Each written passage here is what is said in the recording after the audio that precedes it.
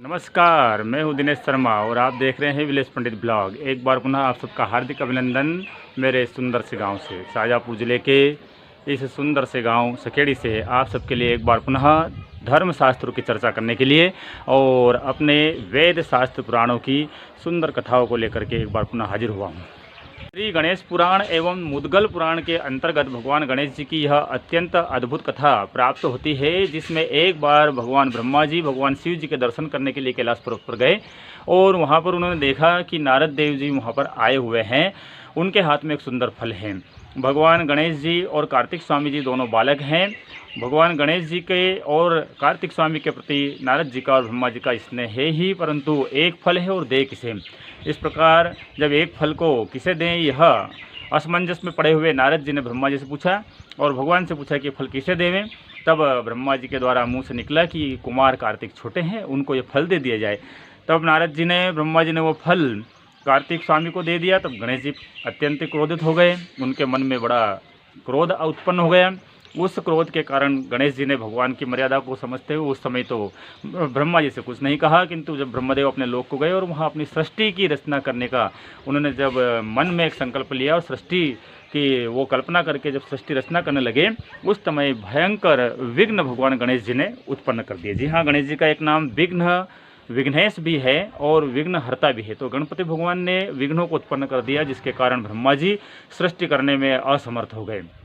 जब ब्रह्मा जी इस प्रकार से सृष्टि करने में असमर्थ हो गए और भगवान गणेश जी का जो विकट रूप था, भयंकर रूप था, उसको देख करके सब देवता भयभीत हो गए। उस समय ब्रह्मदेव की सृष्टि में विघ्न उत्पन्न हुआ देख करके और गणेश जी का विकट रूप देख करके चंद्रदेव अपने गणों के साथ में हंस दिए। जी हाँ, चंद्रदेव उस समय गणपति भगवान के ऊपर हंस दिए। गणेश जी के ऊपर हंसता हुआ देख करके भगवान गणेश जी को बहुत क्रोध हुआ और उन्होंने चंद्रमा को श्राप दे दिया कि तुम सारे संसार में किसी के भी दर्शन के योग्य नहीं रहोगे, तुम अदृश्य हो जाओगे, मैं तुम्हें श्राप देता हूँ। इस प्रकार गणेश जी के द्वारा चंद्रदेव को श्राप दे दिया गया। चंद्रमा को यह श्राप जब मिला और श्राप इस प्रकार का मिला कि तुम्हें देखने वाले को भयंकर पाप लगेगा और जो तुम्हें देखेगा, तुम्हारा दर्शन करेगा, उस भयंकर अपयश का और दुखों का सामना करना पड़ेगा। भगवान गणेश जी ने जब चंद्रदेव को इस प्रकार का श्राप दे दिया कि तुम्हें देखने वाले को भयंकर दुख होगा और उसे अपयश की प्राप्ति होगी, तब तो सारे सृष्टि में चंद्रदेव लुप्त हो गए, मलिन हो गए। चंद्रमा को दुखी देख करके देवताओं ने भगवान गणेश जी के पास में, भगवान सदाशिव के पास में विनम्र प्रार्थना करी। भगवान गणेश जी को मनाने का प्रयत्न किया। भयंकर तपस्या देवलोक में की गई। चंद्रमा के द्वारा भगवान गणेश जी की आराधना उपासना बहुत लंबे समय तक की गई। तब देवताओं के द्वारा चंद्रदेव ने जो उपाय किया था, उस उपाय से भगवान गणेश जी प्रसन्न हुए। प्रसन्न होकर के और गणपति भगवान ने चंद्रदेव को यह वरदान दिया कि मेरी बात असत्य तो हो नहीं सकती है, मैंने तुम्हें जो श्राप दिया है वह झूठा नहीं हो सकता है, परंतु मैं तुम्हें 6 मास, 3 मास या 1 पक्ष इत्यादि समय अवधि के लिए लुप्त करने का श्राप तो मेरा फिक्स जो मैंने कहा है वो रहेगा ही। भगवान गणेश जी के द्वारा चंद्रदेव को इस प्रकार का आश्वासन दिया गया कि मैं तुम्हें भाद्र पक्ष शुक्ल पक्ष की जो चतुर्थी है, उस दिन सारे संसार में देवता मनुष्य जो भी तुम्हें देखेंगे तो मेरा श्राप उन पर लागू होगा।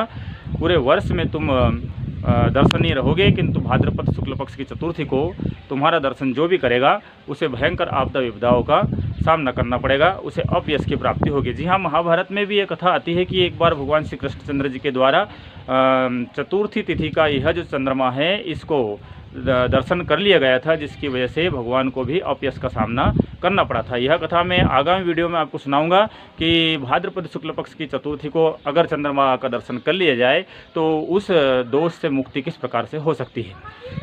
बहुत लंबे समय से हमारे शाजापुर ज़िले में बरसात नहीं हो रही थी, किंतु अभी 2-4 दिन से रिमझिम फुहारें गिर रही है। इस समय भी पानी गिर रहा है और मैं आप सबके लिए यह वीडियो बना रहा हूँ। आशा करता हूँ कि यह वीडियो आप सबको बहुत ही पसंद आ रहा होगा।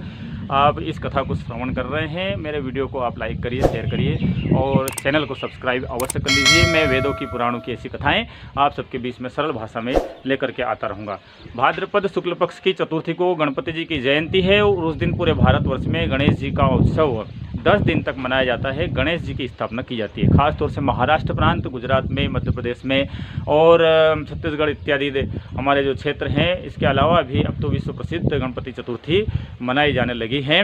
तो गणेशपति जी को हम जिस दिन बिठाते हैं उस दिन का चंद्रमा दोस्तों आप ना देखें। यदि आपने जीवन में कभी चंद्रमा का दर्शन कर भी लिया हो तो मैं उस भगवान गणेश जी के द्वारा दिए हुए श्राप के कारण कहीं आपको अपयश प्राप्त ना हो, उस अपयश से बचने के लिए एक कथा और अगले वीडियो में लेकर के आ रहा हूँ।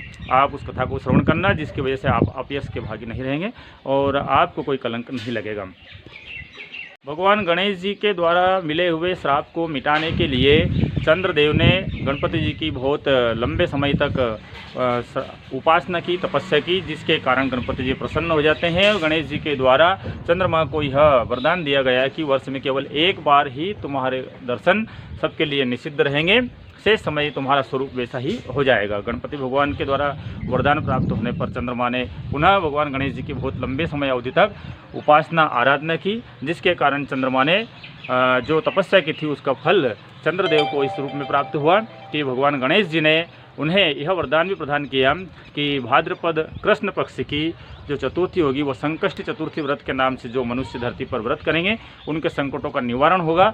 और संकष्टी चतुर्थी व्रत तभी मनुष्यों को फलप्रद होगी जब वह चंद्रमा को उदित यानी उगता हुआ देख करके चंद्रमा को अर्घ्य प्रदान करके और मेरा व्रत अनुष्ठान पूजन करेंगे। यानी कि चंद्रमा की पूजन भी गणपति भगवान की पूजन के साथ करना अनिवार्य हो गया। तभी से चंद्रदेव को यह वरदान भी गणपति जी ने दे दिया। साथ ही भगवान गणेश जी ने चंद्रदेव को एक वरदान और दिया कि तुमने मेरी इतनी उग्र तपस्या करी है, मुझे प्रसन्न करने के लिए तुमने बहुत तपस्या करी, इसके कारण मैं तुम्हें एक वरदान और देता हूँ कि तुम मेरे सिर पर एक कला से स्थापित हो जाओगे, मेरे मस्तिष्क पर तुम एक कला से स्थिर रहोगे। भगवान का गणपति जी का वह जो स्वरूप है उस स्वरूप का नाम आगे चल करके भालचंद्र हुआ। जी हाँ, भगवान गणेश जी के कई एक नामों में से भगवान का एक नाम भालचंद्र भी है। तो इस प्रकार मैंने आपके बीच में भगवान गणेश जी की यह अद्भुत कथा श्रवण कराई है। अभी भाद्रपद शुक्ल पक्ष की चतुर्थी आ रही है और भगवान गणेश जी का पूरे भारतवर्ष में स्थापन होगा। विघ्न विघ्नेश भगवान गणपति जी आप सबके संकटों को हरे, ऐसी भगवान से विनती करता हूँ। बहुत संक्षेप में यूट्यूब के माध्यम से मैंने कथा आपको सुनाई है। आशा करता हूँ कथा आपको बहुत अच्छी लगी होगी। अगर आपको मेरा वीडियो पसंद आया है तो लाइक शेयर ज़रूर करें और चैनल को सब्सक्राइब करें। आपके जीवन में सुख शांति आए ऐसी कामना करता हूँ। जय हिंद, जय भारत।